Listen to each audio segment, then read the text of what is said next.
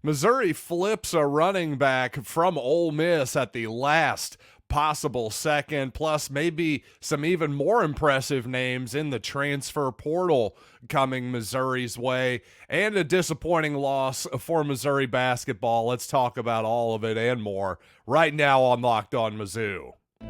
You are Locked On Mizzou, your daily podcast on the Missouri Tigers, part of the Locked On Podcast Network, your team every day.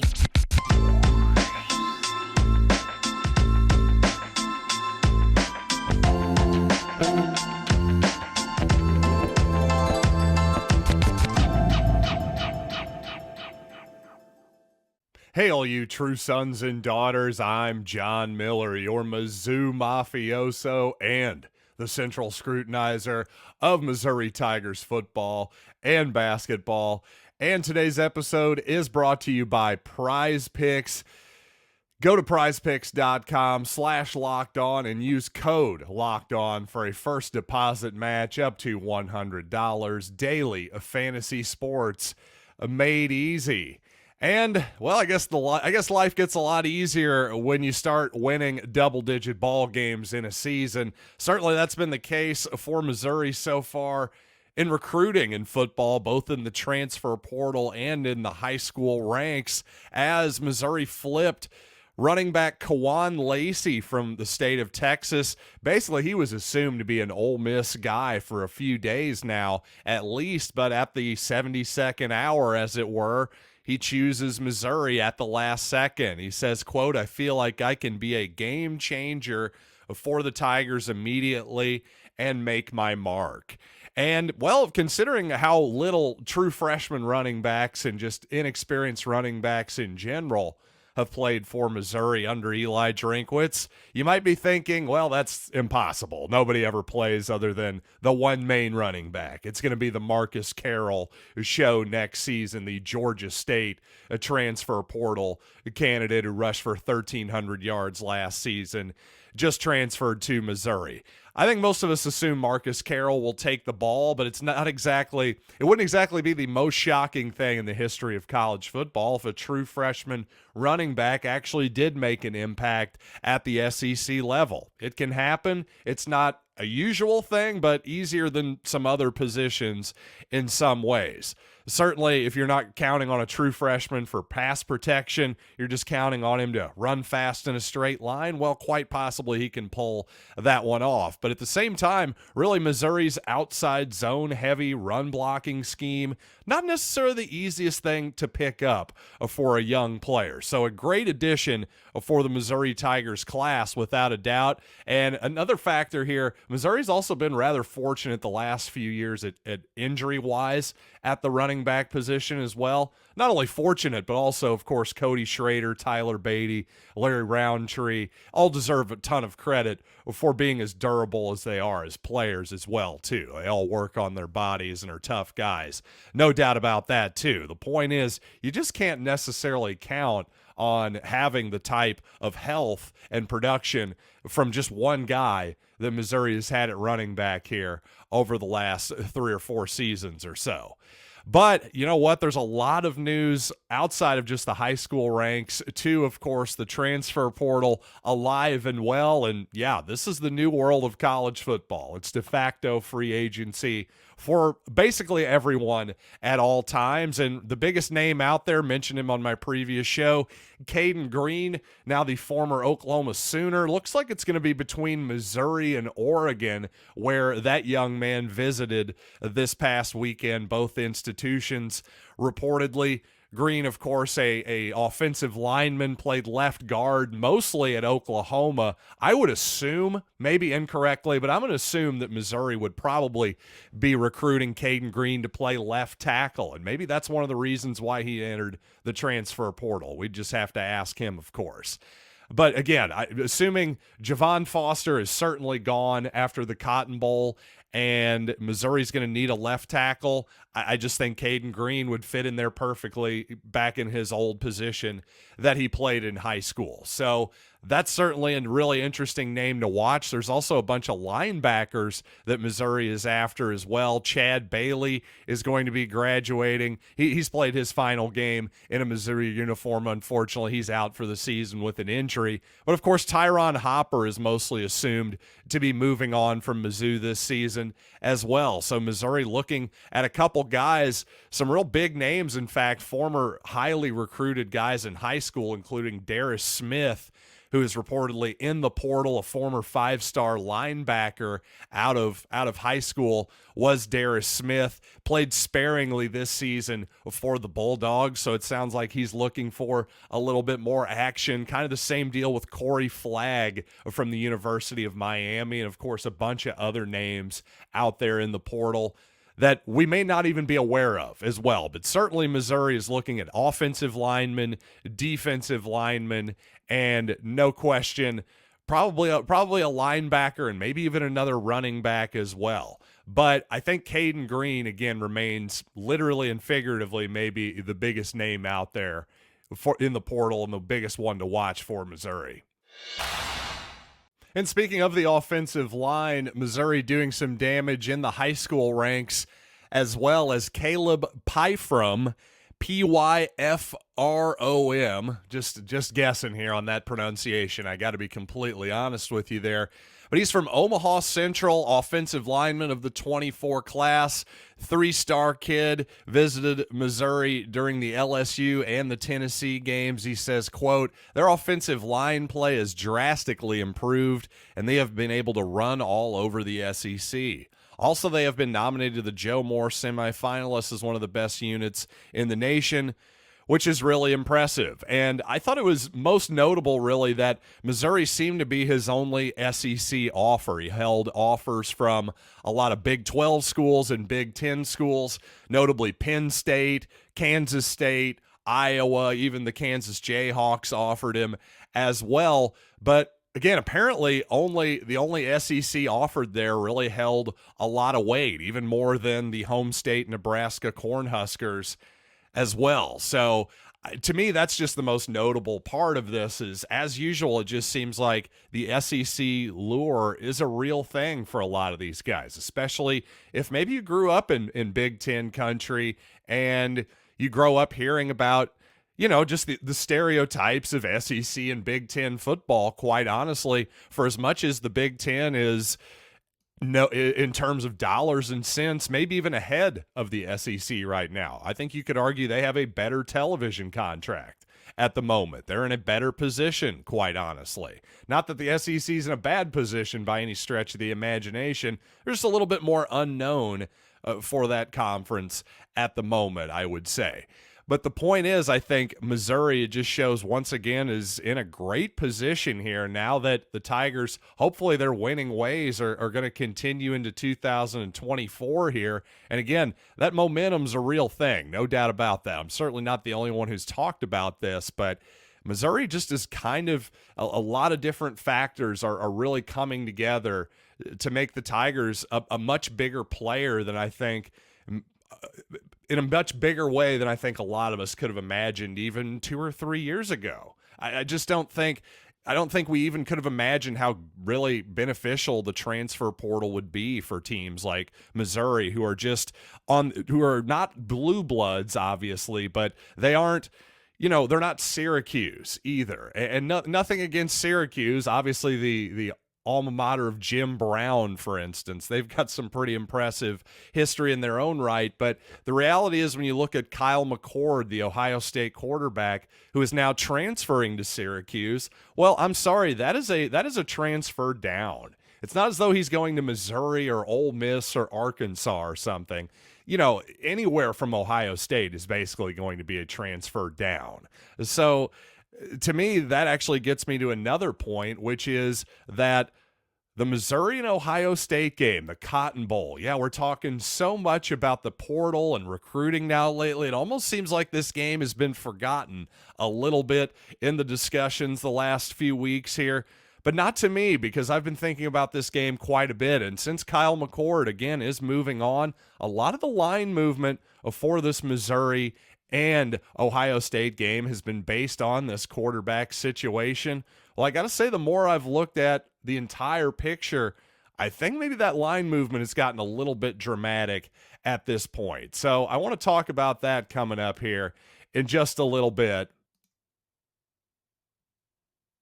But first, passion, drive, and patience. What brings home the winning trophy is also what keeps your ride or die alive. eBay Motors has everything you need to maintain your vehicle and level it up to peak performance. From superchargers, roof racks, exhaust kits, LED headlights, and more. Whether you're into speed, power, or style, eBay Motors has you covered. With over 122 million parts for your number one ride or die, you'll always find exactly what you're looking for. And with eBay Guaranteed Fit, your part is guaranteed to fit your ride every time or your money back. Because with eBay Motors, you're burning rubber, not cash. With all the parts you need at the prices you want, it's easy to turn your car into the MVP and bring home that win. Keep your ride or die alive at ebaymotors.com. Eligible items only. Exclusions apply. eBay Guaranteed Fit only available to U.S. customers. Thanks for making Locked On Mizzou your first listen every day. For your second listen, check out Locked On Sports Today on YouTube and subscribe to the first ever national sports 24/7 streaming channel. And recently when the Cotton Bowl line first came out and Ohio State was favored by 6.5, I definitely thought that was way too high. I thought, I'm expecting Missouri to be a lot more motivated in this game than the Buckeyes. And so far, just based on the amount of people that have opted out of this game and important players like, again, Ohio State starting quarterback for the season, Kyle McCord, choosing to enter the transfer portal, well, the line should have moved for sure in Missouri's favor toward Missouri. But at this point, I got to be honest, the more you look at it, the longer this is played out here, a lot of my assumptions that Missouri should be favored was based on Marvin Harrison Jr. not playing in this ball game. Well, as of now, that's looking like a little bit more of a tenuous assumption because, well, as of now, it looks like Marvin Harrison Jr. is going to play in that football game. Now, of course, as we saw a couple years ago, for example, among many others, when Tyler Beatty opted out of the Missouri Bowl game, kind of at the last second, the last couple days or whatever it might be. So you never know. The week of the game, Harrison Jr. and his people could decide, let's maybe sit this one out.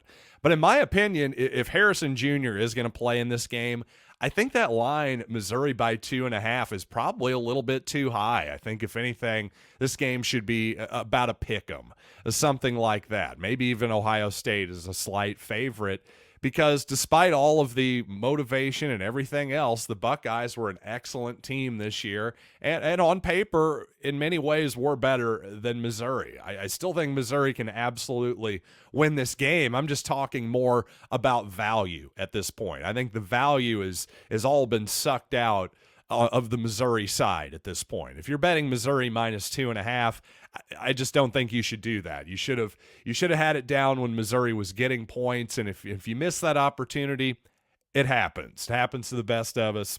We miss opportunities all the time. It's not a big deal. Just live to fight another day, in my opinion, in terms of value if you're betting over at FanDuel Sportsbook, of course. But again, I just don't think that also Kyle McCord, again, let's be honest, he's still a Power 5 quarterback at Syracuse. That's an ACC school. But there's nobody who can tell me with an honest face that going from Ohio State to Syracuse is not a step backwards. So something was not right there. Apparently, Kyle McCord was not overly confident in his own abilities to be the starting quarterback at Ohio State next year, because otherwise, why would he have left? That frankly makes no sense if he transfers with his starting job at that university. So what does that tell you? It tells you that maybe the guy who's backing him up may not be that different. And in fact, Devin Brown and Kyle McCord had a quarterback competition and a camp battle that did end up spilling into the regular season.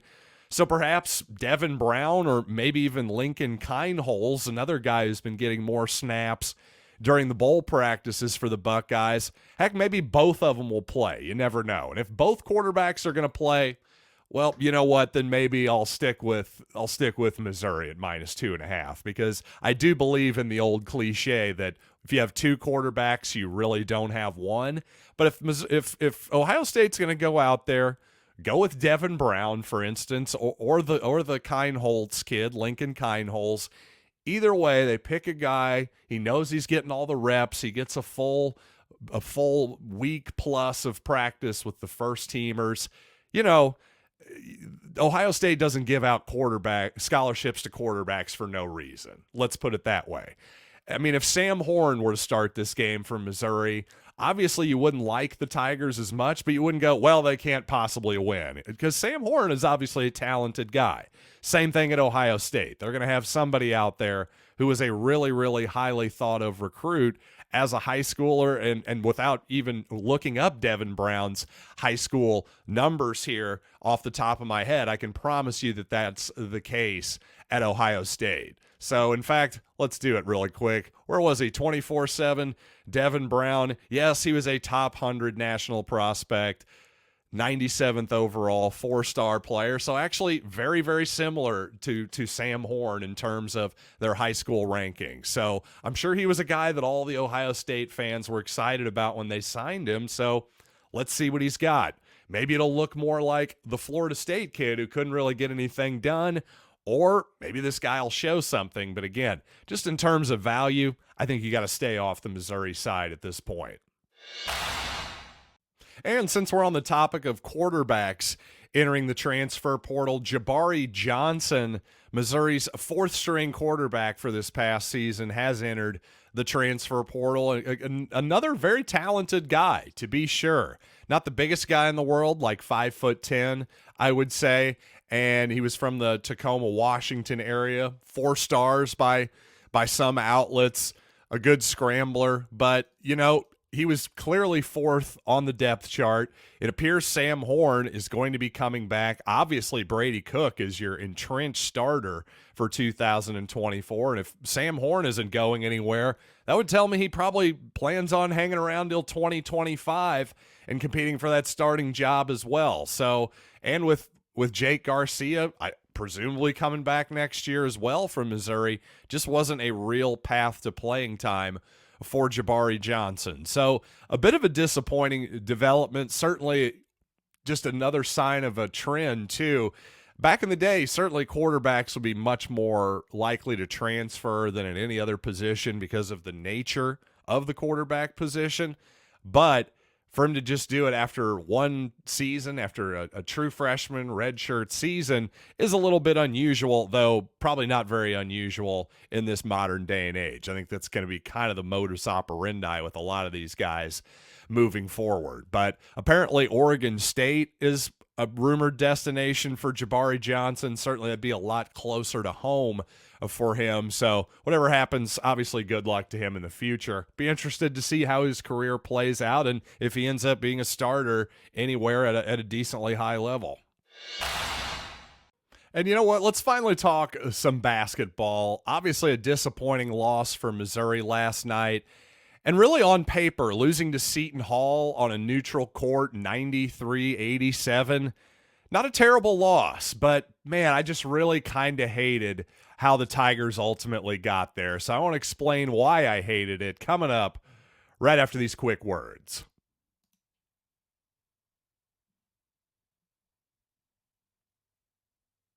Perhaps I was just expecting too much, because in retrospect, that's a really tough spot for Missouri, sandwiched between the Kansas game and the bragging rights game in St. Louis. I don't know, I guess just 7,000 people in a fairly cavernous T-Mobile arena in KC, just not quite getting the juices flowing for the Tigers last night, because the effort just wasn't there, in my opinion. I was just disappointed that we didn't play harder, because that was an important spot for the Tigers. Now they're staring a 3-game losing streak right in the face before a Central Arkansas tune-up before SEC play. Not a lot of easy games left in this schedule for Missouri, and at this point, it's disappointing that Dennis Gates is still trying to figure out a lineup that he likes, because we still, at this point, we're well into the season now. It still feels like he's throwing stuff against a wall and seeing what sticks at times. Connor Vanover will be an important part of the team for a stretch, and then he won't play hardly at all in the second half. And then Mabor Majak will mysteriously appear for reasons unknown. And then suddenly, for, by the way, a second game, I would say, along with the Minnesota comeback, I think Missouri showed a lot more energy and better defense in particular, and offense, just more versatility in general, when Trent Pierce got into the ball game. I think you could say the same thing about Aiden Shaw as well. Those two together seem to complement each other well, and defensively suddenly we're really long and quick with both of those guys in the game at the same time. And frankly, we need some more offense from that spot as well, from the 4 spot right now. Noah Carter just not been on his game lately for whatever reason. Hopefully it's just a cold stretch. But to me at this point, I just think I've seen enough from Trent Pierce. I don't know if it all shows up statistically, but just based on the eye test, my own personal scouting, I just feel like he's got to get more action and be a regular part of this rotation moving forward. And again, for whatever reason, Dennis Gates just cannot seem to figure out what lineup he wants to play with. I think he's got to find a way to just shorten it down for sure. But regardless, the most disappointing thing to me is, again, if we're going to play that many guys, and the theory is, we're just going to play really, really hard for long stretches of basketball, guys can just play for 4 or 5 minutes and just go balls to the walls. Well, I didn't see any balls being put on the walls yesterday for a lot of that game. Not until Missouri got down 15 plus points, then all of a sudden there was a sense of urgency. Well, again, if those guys aren't going to play particularly hard or with a sense of urgency, then just play the best 7 or 8 guys then. This sort of playing 11, 12, 13 guys thing, I can get down with it in November. It's now December 18th. We're almost to bragging rights now. It's almost SEC time. It's time to figure out who the heck we are. And at a certain point, I think Missouri should have figured out by now that they've got to rely more on defense, one way or the other. They've got to have rim protection in there, whether that's Connor Vanover or it's Jordan Butler or Aiden Shaw. It's got to be one of those 3 guys, I think, at all times. And by the way, you put Trent Pierce in there with those guys as well. Suddenly you're just a lot more long and athletic and rangy. Not only better offensively, possibly, we'll have to see. Pierce needs to be more consistent offensively at this point, but he definitely offers more defensive upside, I think, than Noah Carter at this point. I don't think there's much doubt about that. Not to pick on Carter. That's not the point. The point is Pierce has got to play more. I just think he's earned it. That's my opinion. Regardless, I just thought the defense for Missouri was almost embarrassing at one point in the first half. It was like a layup drill at a certain point. Missouri really misses Caleb Grill right now. I think the timing of his injury was just couldn't have been worse, honestly. He was just starting to get his confidence back with his shot, and everything else was already at a good level. The rebounding, the hustle, the defense, and obviously we missed his shooting and just the basic parts of his game. I think the energy from Grill is what we really missed yesterday more than anything. I think we needed somebody to be diving on the ground and possibly getting under the skin of the opposition a little bit here and there, because, I don't know, everybody on the team just looked like they were just kind of, going through a basic pickup game yesterday, when what we really needed was, hey, this is a game that we need to win for our NCAA tournament chances, and that was really an opportunity that I thought the Tigers let slip through their fingers. So a disappointing outcome for Missouri, but you know what? A lot of excitement off the court for the basketball team and, of course, the football team as well. And I'm certainly not giving up on this basketball team by any stretch of the imagination. I certainly was hoping we'd be further along than this at this point in the season, however. But, hey, get some of the younger, more athletic guys out there a little more. I'm actually with Gabe DeArmond on that take. A little bit more Jordan Butler, a little more Trent Pierce, a little more Anthony Robinson too, and I think that'll hopefully go a long way for the Tigers. But again, cut down the rotation, Dennis. It's time, one way or the other. So, until next time, I'm John Miller, and thanks as always for listening to Locked on Mizzou.